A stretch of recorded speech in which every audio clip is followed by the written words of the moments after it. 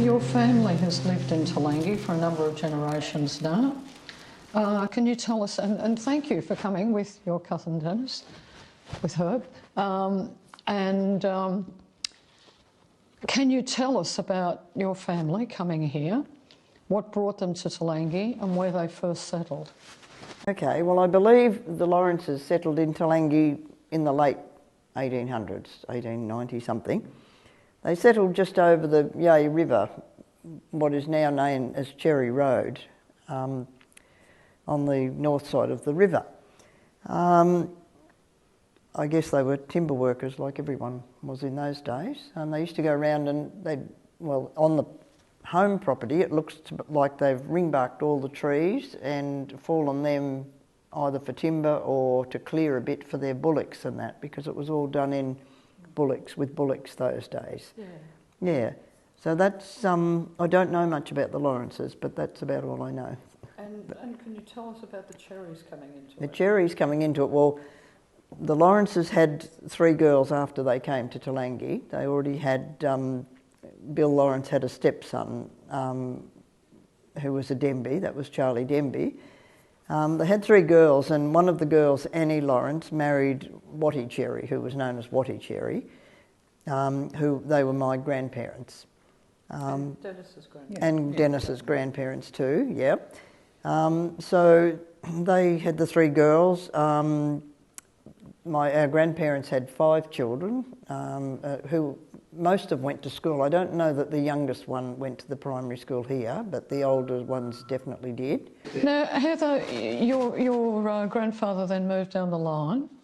Yes. No, my father moved down the line to do his studying. School. They did correspondence at the Talangi, at the primary school, and then they had to go down to do an apprenticeship or further studies. So Dad did correspondence? Yes. For secondary school? Yeah.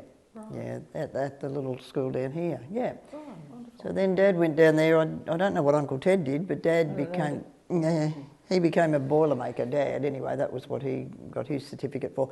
Anyway, he always said to me, the call of the bush brought him back, so he came back up here and bought this place off his father, I presume he did. He said his grandfather, but I think it was his father. So he lived up here, and we also bought this place off him too, eventually. Right. So where was their house? Their house was just in front of this house here. The original Lawrence house was down near the river. Right, but the Cherry house... The Cherry house was just in front of the original, this one that we've got here now. And you pulled that down? Yes, we lived in it for many years. We didn't, we redid it a bit, did it up once, and then eventually when the children were all grown up, we built this new one and we gave the other one away. It went to another home, so, yeah, so, yeah. Now, Dennis, can you tell us a bit? Obviously, when your father came up, Ted came up with him, or? Yeah, my old man started work at Nut Foods, Eater Nut Foods with Bill Page, his brother-in-law. Yeah. And then from there they come up here. Yeah. Right. And so they decided to go milling? Come up here. Milling. Went logging first. Yeah. Yeah. The Cherry Brothers was called. Yeah. Right. Yeah. So, but their father, Wattie, he was, I can't remember at the time, he was managing the Evans' sawmill down here. Right, he was still living here? Yeah. Right. He was a millwright by his professional, Wattie, yeah. So he... And when did they locate to Castella? Oh, gee. Well, I wasn't born when they come up here, so... So Castella Betty was just over the Yea River? Yeah. On the right-hand side, going where the existing house, where the big house is now, on the other side, but the house we lived in was down towards the mill more. Right. Yeah, and then they pulled that down. We lived in a tent for a while, from memory, and then they built a new house up. Well, the house is now on that property there now. And then when the old man sold out to Bill Towski, he pulled it down and built a new house. But yeah. Yeah. What were some of the ways they were involved in the local community, your family? Cricket club mainly. The old man, Heather's father, Charlie, played cricket for years. You know what I mean? And that. And Well, your mum and dad played tennis. Yep. Yeah. Cricket and tennis. Cricket and Well, in the tennis. football club, I can't tell you that much about that, but No, we're working on that. That's right. I don't think they don't look to have been involved in the football No, club. but I can do they? remember Mum washing jumpers in the copper. Oh, really? So she And I watched can- the football jumpers. Yeah, and for the, and the Talangi shorts football and team. and the socks. The famous team of 1952-53. Yeah, in the copper. Well, Yeah, yeah. and they would, And they were grey with the red. and they would have been old enough to play in it. So I don't know what happened there. But whether anyway, I don't know. I can remember going down to the football games down at Pierce's Paddock. Can you? Down there where the old windmill was down the bottom there. local dairy. Yeah, yeah, and the dairy's still there, and that, yeah. I was talking to Toscanas, everything, I might going to rebuild it, I don't know. Heather, can you give us some ideas from the stories your parents and grandparents would have told you, and what you learned from them, of what life was like back in their day, in the early days of Talangi, growing up in the logging and mill community and a mill-owning family? Well, I know that they were very hard workers. It was a tough life. Yeah, very tough. We didn't see a lot of our dad, and Dennis probably didn't either, but you know, they were gone in the morning before we got up, and they came home just in time for tea of a night, so we didn't see a lot of them. So it was a tough life for them, and a tough life for the wives too. I remember Nana Cherry telling us once that she had, you know, kids to feed and all that, and she had nothing to eat that night. So she had to go out and chop the head off one of the chooks, which she hated doing, and cook a chook for tea, or do something with this chicken to make it feed the kids, because she just had nothing else to give them, you know. I know they shot a lot of rabbits and that to substitute it, you know, because there was no electricity, no refrigerators, you know. Used to have cool garden safe. Yeah, copper, still you know, remember like that. all people we used to. And the Chip eater, flies yeah. to get in there and get the meat. Yeah, their sandwiches, you know, I know, I always remember Uncle Ted, Dennis's dad, and my dad, they did a big job down in Castella for someone, and he gave them this wonderful present, and it was one of the new stainless steel thermoses with the big opening on top. That was the best thing since button-up boots, because Dad used to break so many thermos flasks in his life. He'd get a new one and he'd run over it with a bulldozer or something. And anyway, they were so excited about that gift they got.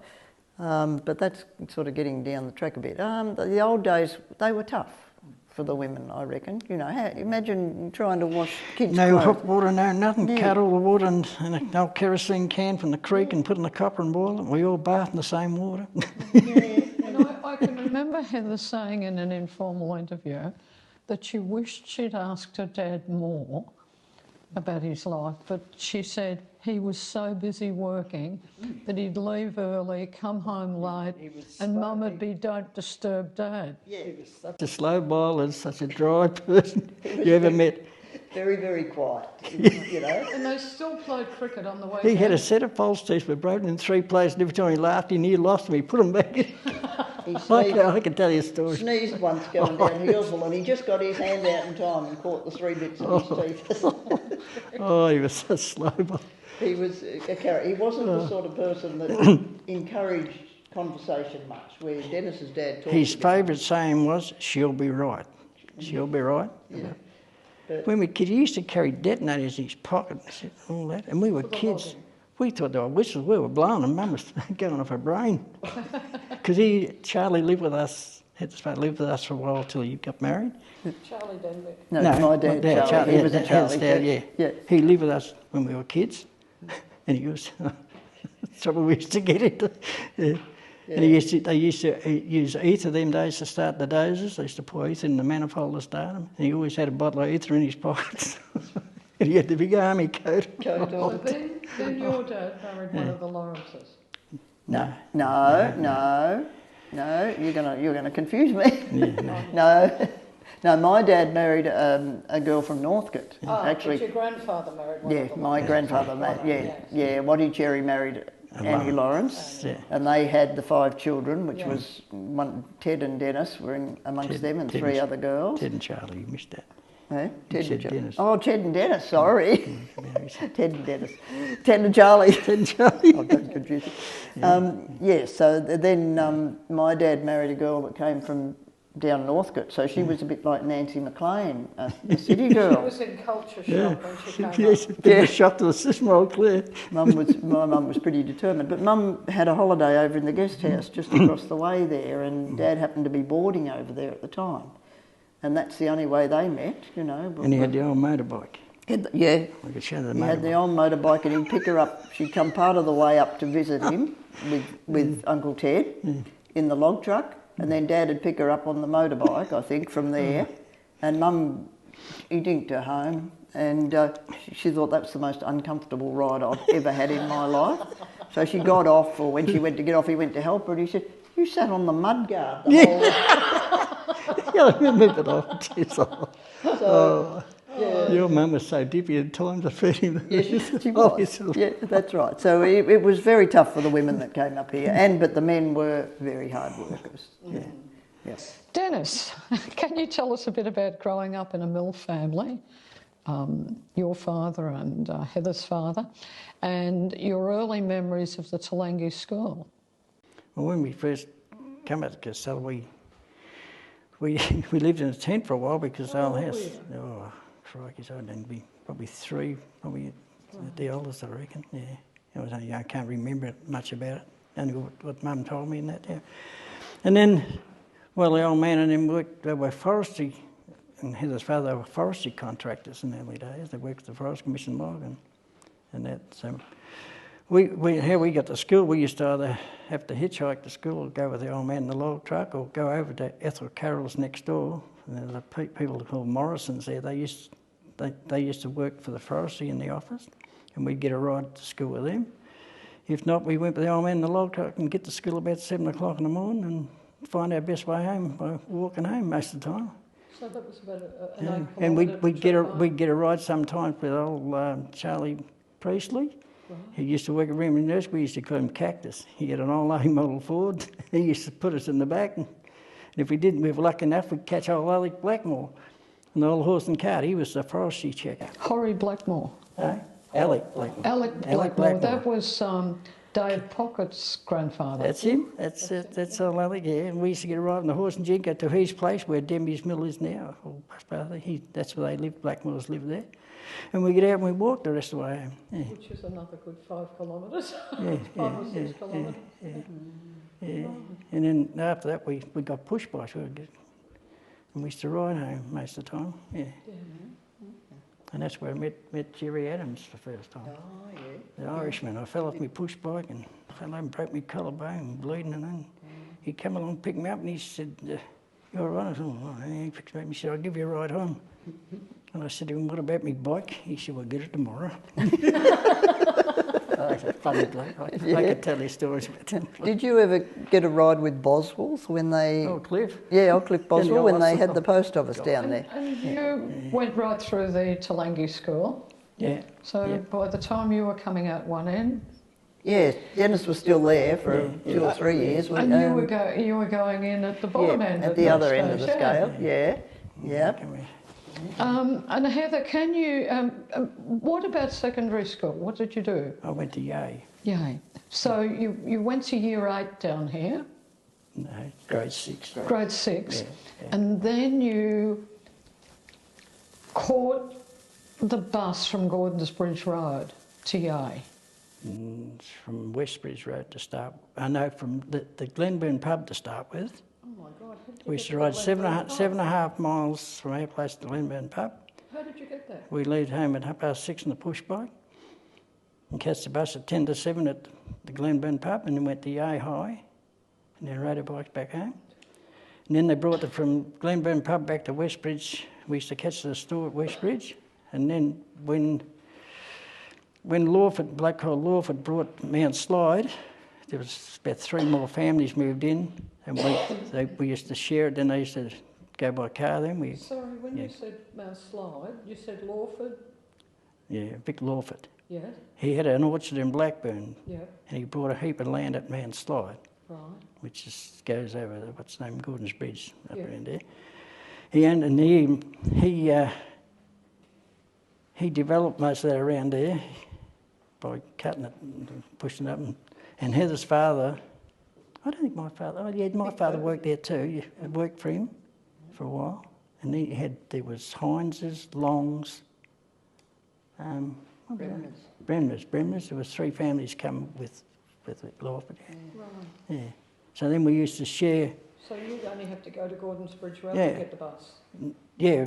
Well, no, we went to West Bridge and then they brought the bus up further. Where the road goes to Gordon's Bridge, there used to be a check-in station there years ago, check-in logs, run by the Forest Commission, State Forest. And the bloke that drove the bus was called Paddy McKenzie, we used to call him, you know. But he used to camp in that little hut. And then we used to catch the bus from there, DA. Yeah. So that Mr. Lawford, on his property, I think Dad and your dad cleared it all for him. Yeah. And there could be still a shed standing there that they built with the old ash trees, you know. Still there, Lois, It's still there. And he was the one that gave him these stainless steel thermoses as a gift. Yeah. You went to Yea. How long did you go to Yea? 3 years. 3 years? And then you went working with your dad? No, I left there and I went to Oakley to an auntie down there and got a job down there as a repetition engineer for 12 months. And then I got a job as a... 15? 16, going to 17, and I got a job as a repetition engineer. That's great. For 12 months, and I got an apprenticeship after that as a mechanic in Oakley. And one of the things that Heather Briggs brought up is that in those days, if you wanted to go down the line, to do more study, to do an apprenticeship, you had to have relatives down there or friends to stay with. Yeah. I used to get £4.90 a week, and it cost me £3 a week board. For board, Heather, can you tell us about your mother and your father and wider family and their involvement in the community? Mum and Dad. Dad, what did he do? He played cricket like all the men around here did. Always worked locally. What else did he do? I don't think he got involved too much in clubs or that. I know Dad and Uncle Ted did do Masonic Lodge, didn't they, down in Healesville? Mum was the one that got more involved. She did everything that was going. There was CWA, there was Red Cross, there was the school committees. She'd been a florist, so... She was a florist before she came up here, so yes, if anyone needed a wreath made for a funeral or anything, they'd be contacting Mum and she'd have to rush around, get flowers from somewhere, you know. I can remember, I shouldn't tell stories, but taking us up to Rimington's nursery once because she knew there was water lilies growing in a dam up there and she's got us kids swimming out with her, picking water lilies, probably putting them in her mouth and swimming back with them. You know, she would find flowers from anywhere to... That's amazing. Yeah, to make wreaths for people, yeah. She was a funny mum. She would do anything with the kids. She would, you know, and she was, fortunately for us, she was one of the women that had a licence. She got her licence in the city before she even came up here. She didn't have a car, but she at least had a licence for when she did get a car. So she was probably one of the first women driving around here, I think. In her Austin A30, yeah, that's right, yeah. So yeah, she got involved in tennis. I was only talking to Bruce earlier about the tennis club. Now, they didn't have one initially. And one of the guest houses down on the main road here used to be called Heathlands. They had a tennis court. They had a tennis court there. And the pub had a tennis court. And the pub probably did too, yeah. So the locals cleaned up this tennis court down there because one of the locals, Mum's brother-in-law and Dad, owned that place down there. And so they cleaned up these courts and got them going and got a club going. So, of course, if you hit the ball too hard, it'd end up in the blackberries behind. Then you had to, you know, try and get the ball back. And then Auntie Mary had to boil up the big boiler on her stove over in the house to make the afternoon tea and that, you know, and bring out these big teapots of tea and water and all that. So that was how the tennis club got going. So that was... And then in the 1960s or the 1950s, Cliff McLean stopped playing cricket and then decided they needed a tennis club. And Nance can remember saying when we all got wheelbarrows and started building it. Yeah, they built their, I don't know whether They all moved over there, didn't they, the McClements? They left the cricket club, man, even the old man. Yeah, they did. Even And the yeah. funniest thing of all, they got the good tennis club. It was a brilliant tennis club going, a lot of good tennis players around, a lot of good sports people. And they would have a competition occasionally. Somewhere along the line, the cricket club would play the tennis club at cricket. Right. And the tennis club won every time. Outnumbered. Yeah, so the cricket. And it sounds like they had a few ex-cricket club members. Yeah, that's right. Yeah, they were good players. The Pinch Patchy, the Spaniard too, he was playing cricket, he went and played tennis. He played tennis, yes, he did. He played with Mum. The McClements. Yeah. McClements. So, Dennis, can I ask you what it was like growing up in Talangi in the late 1940s when you were a little fella? Yep, so a little fella. And onwards through the 50s. Transport, games, sport, friends, neighbours. We never had much, we couldn't go anywhere. We had a walk or ride your bike, or there was no other. We used to go shooting a fair bit when we were kids. We used to make our own cartridges and go shooting. And there was nothing much to do. Peter Monk and I used to do a fair bit of shooting and rabbit in the early days. We'd make our own shotgun cartridges and shit. And, yeah, but we go Did you have many neighbours down there? No, we had our Ethel Carroll next door. That's about the only neighbour we had. Her brother actually lived next door, and that's the one she used to get to ride to Were school. there any other children from mill families around, like workers at the mill? So the mill wasn't really going when we were kids. The mill come after. Right. The old man and them were actually loggers for the forestry. The forestry commission. Right. And then when they sort of folded up, they'd come back home and build. But her grandfather, Watty Cherry, was the main instigator of building the first mill. Right. So they built the first mill, and then Vic Lawford. What year would that have been? Oh, gee, I would have been about 10, I suppose. yeah. 12. No, I was going to. You'd be at high school. No, I was going to high school, I think, because Watty Grandpa used to stay with us. Yeah. Yeah. And how long did the mill operate? Oh, that's a good question good too. question.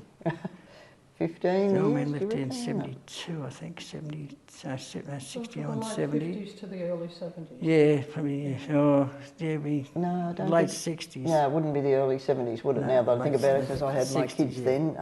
Would have been 60s. Yeah, in the 60s sometime. I can't remember. Yeah, 50s, 60s. Yeah, but I reckon about... And can you tell us a little bit about what Castella was like then? Were there many houses or...? Nothing much there in them days. Nothing at all. We used to have the Rawley man come around the horse and cart. The Rawleys, selling coconut oil yeah. shampoo. And then we used to have the draper man come around selling clothes. The draper's man come around. And we had the odd swaggy call in for a cup of tea. Someone told me there was a Chinese hawker. I don't remember that. No, I can't remember that. No. I can't remember Afghan? No. No, the nearest neighbours we had was Ethel Carroll, and then there was nothing towards Glenburn. No. And then you had...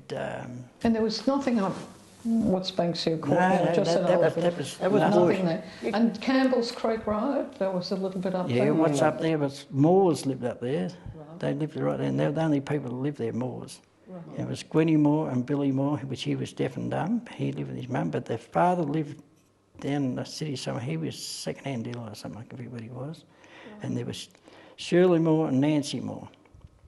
And Shirley Moore married a bloke called Morgan, and they lived up from Campbell's Creek on the right. A few people in Castella Road? In Castella Road it was, yeah. Well, you could, as you come over the bridge coming up Campbell's Creek Road, you used to turn to your right and you'd run up into Morgan's place. Right. Mm. And now you come off the Castella Road into it. It's still the same house in there. Just when, there weren't many along Castella Road after Boswell's, were there? No, there was no houses from Boswell's. Right. By the time you were born, it was 20 years after the Castella School had gone and the hall had closed. Yeah. But then there was Boswell's, and then you had Pierce's. Yes. Which was the dairy on the corner. A dairy, Yep. Stan Pierce. Yeah.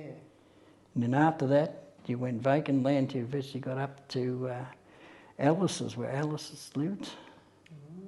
And the Campbell's Creek Road, did that go right through? It comes to a dead end, and then you turn left, and it goes down over a little creek, which feeds into the Yea River. Yeah. You can come back up towards Peter Perry's. It's very overgrown. Yeah, you can come back up through there. But the bloke used to live down there was Werner's, Shadow Werner. He used to have Fertigale Toyota. Right. His father lived down there, and he lived down there. They worked for the PMG in them days. Right. And then Shadow Werner done his apprenticeship at Mackenzie Ford. Right. Wow. So big changes that you've seen. Heather, can you tell us a bit about your primary schooling at Talangi and your memories of going to secondary school? I didn't like it. That's what the Brigade said. Did she? Yeah, no, big school. Primary school was probably a happy little place, although I was a pretty timid sort of a kid.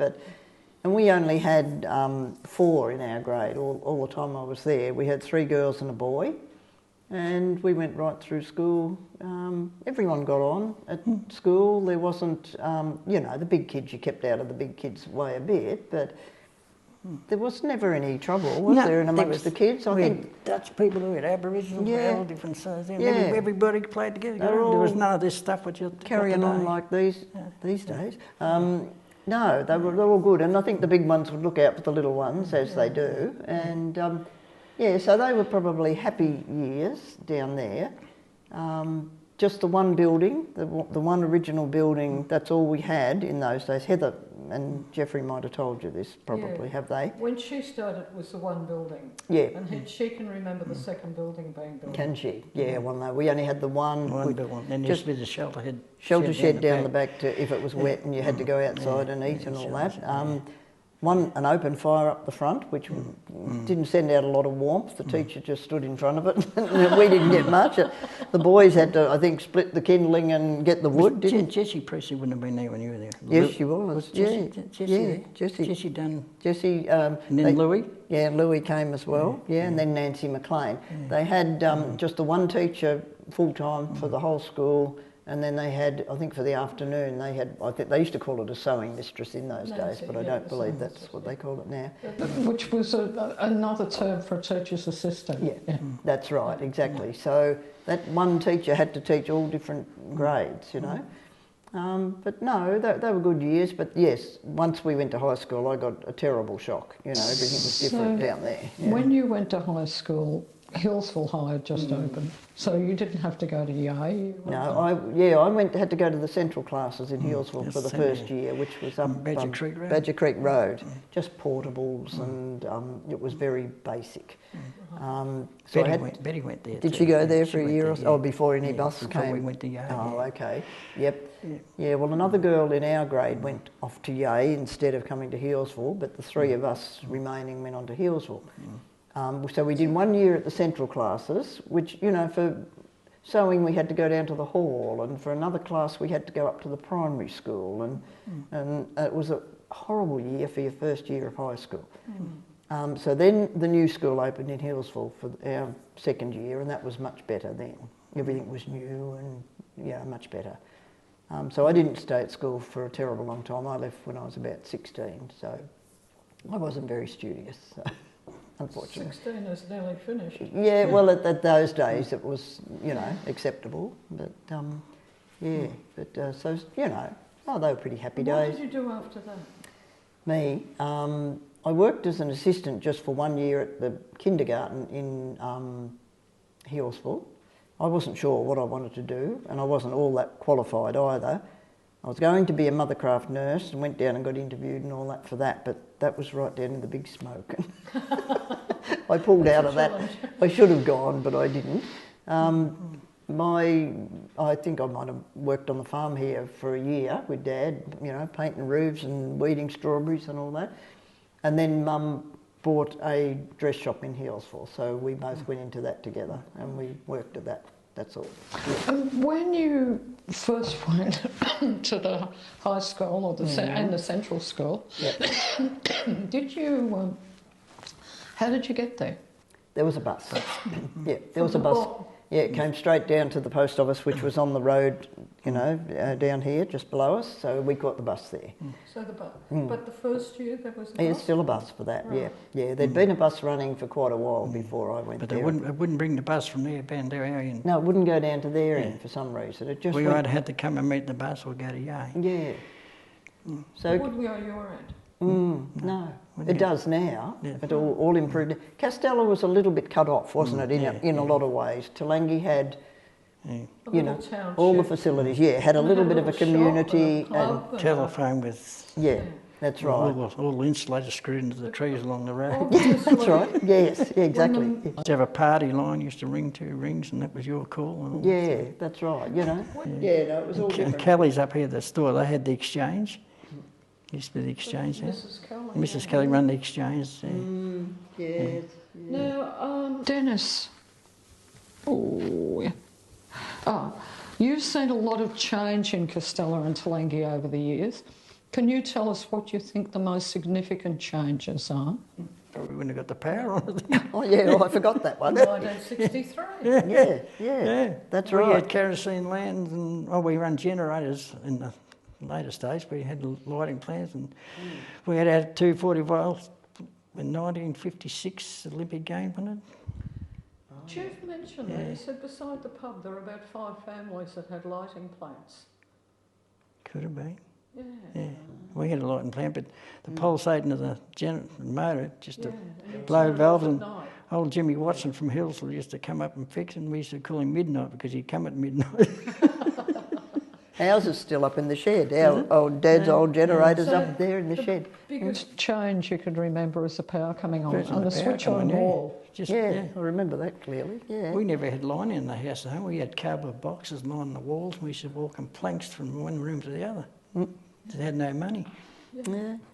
Yeah. And that's one of the things that Jeff and Heather talked about. They said that you put money into the farm or you put money into the business and you build it very It used to slowly. be that cold sometimes you could scrape the ice off the inside of the windows at home. Yeah. There was no luxury. Like living in a fridge. And nobody borrowed for anything like that. Like if you had the money, you did a bit more to your house. There was no such thing as taking out a big loan. People used to share a lot more then. Like somebody borrow a spud planter or borrow a spud digger and they pay it back. Yep. And the McNultys, they used to come down with the horse and scarify the spuds and they'd borrow the spud planter or whatever. And everybody used to share. It's like, You had to. It was tougher. And Heather, what can you remember as the biggest changes? Yeah, well, now you talk about it, is the power. But yeah, other things that I mentioned was, you know, the clearing early in the piece. Smaller farms, more people coming and in. then the CJ Dennis Hall come along, didn't it? Yes, the big hall came along then too. I can remember the early days in the old hall and everybody had their lanterns and they used to bring their lanterns in and just turn them down while the dance was on, and when they went home they'd fire them up. The old school, the old original school building that was... The little hall was, I can remember You like... could see McClements and Shipsnap walking down from the hill up here with their lanterns. Come to the dance. I can remember. I was only a kid, I can just remember that. Remember Stan Pearce, he used to play the piano, he used to play with his knuckle, he wore all the keys. And, they were funny days. Going to Doug a Lawson tin on the kettling. drums from Glenburn. Oh, yeah. Betty Barnes on the sax. Yeah, they're all gone, unfortunately. They're all gone now. Yeah, they're all gone. Walking up to a tin kettling with Dad, that's one vague thing I can, not vague, one clear thing I can remember. And that little creek down at Ross and Julie's there, they'd only had boards across it. And we all had torches and lanterns, and Dad was piggybacking me or something, and we... Tin kettling. Yeah, after someone gets married, haven't you heard about tin kettling? You know, this young couple had got... So they were all stirring them up, you know. Yeah, they're funny, but... funny days in Postway Sawmill. Yeah, Postlethwaite. Another thing about the little hall, the tennis club used to use that for their afternoon tea. And to get the water, to boil water, you had to light the fire and boil it in a copper. We had a copper that was just solely used for water. I don't know what it was used for long before, but, you know. And one doctor or someone from Healesville played, and his wife was with him and came up, and she couldn't believe it. She said, "Oh, that's so antiquated, boiling the water in that, making cups of tea out." We were just used to it. And it tasted beautiful, the tea. We used to carry the water in kerosene cans up and put in the copper. And Yeah, that's right. I'm wondering, is there anything we haven't covered that you'd like to mention? That we'd like to mention. the old carriages of the The old character. You could have a session on, but you can't do that to people, can you? But the older people were. There's been some real characters. So much humour. Jack used to have beehives down our place, and he'd come and rob them.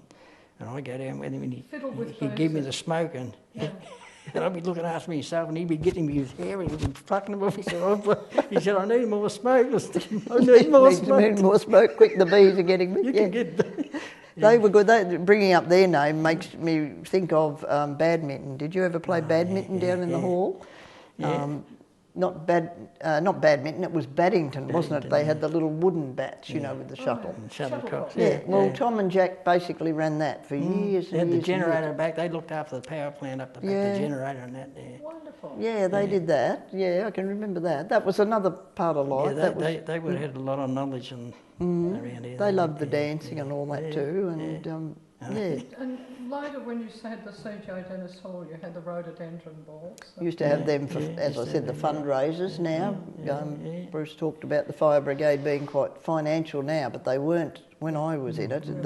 It was always a battle to raise money. Being run by, Raise money, it was always. Supported by coke stalls. Yeah, that's right, or cooking for balls, or cleaning up after the ball, and you know, all that. It was hard work, but they had some terrific things. They used to have... Another thing too, that cricket pavilion down at the cricket ground, that used to belong to Annie Dean. Yeah.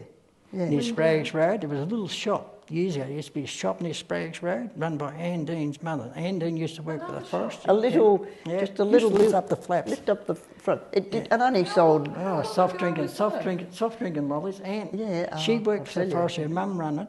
Yeah. Anne Dean. So And that got transported from there. 65 years ago at least. Yeah. And they brought that from there up to the cricket club down here.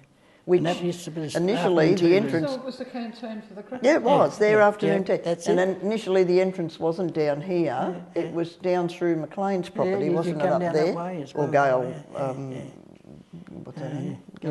Slater's property. Yeah, down near Kelly's. And so the little hut was over that side of the creek. You had to walk across a board to get to that too. So that was the original hut. Yeah. That was the original hut. But Anne Dean's one was down the bottom side. They brought that to here. The original one was up over the hill. Yep. And they used to boil the kettle down the bottom, had a fire to boil the copper. Boil the copper down there again. Wonderful. What is special about Talangi and Castella to you? I'm going to ask my wife that. She doesn't think it's a good place. I reckon it's all right. No, I don't know. It was years and years ago, I was going to build a service station there. BP offered to put the money up, and then the old man sold to build house. It never ever happened. And when it came up for sale again, Peter Monk said to me, "You want to buy that back again?" I said, "Ah." But originally, Did he own it? Bill Towski did. Oh, right. But Bill Towski, when my old man passed away, the titles weren't changed over the bit of land on the bottom. It was still in the old man's name. So Towski rings up one day, he said, "Did your mother sign some papers?" I said, "Why is that, Bill?" He said, there's a bit of a mix-up with the land on the bottom side of the road. I said, "Oh." He said, "It's still in your old man's name." I said, "Well, that means we own it." So anyway, Mum signed it over anyway. And when he sold it, I said I could have had that for nothing once, Bill. He wanted 115 for it, I think. And I said, "I'll give you 95. And he said, "Oh, yeah, right, yeah." So I paid 95 for it. Back in 2002 I brought it, It's a lovely block, yeah. But Talangi and Castella obviously holds a special place in your heart. Why? Yeah, well, we grew up there, didn't we? A good childhood and happy memories, I'd say. Yeah. Didn't know any different. Yep. Good memories. Yeah. Hogan's Road, that old slide road and Hogan's Road. You got it on your map, have you? Hogan's Road? Yeah. We rabbit up through there, me and Peter Monk, we used to do rabbiting up through there. And so we'd drive tractors, we didn't have cars, we'd pinch the tractor and go drive the go spotlighting. Wonderful. You've introduced some wonderful things and some wonderful history of Talangi and Castella. Thank you both. That's okay. I think it's Herb. a privilege to live here, I think. Thanks, Heather. Thanks so much.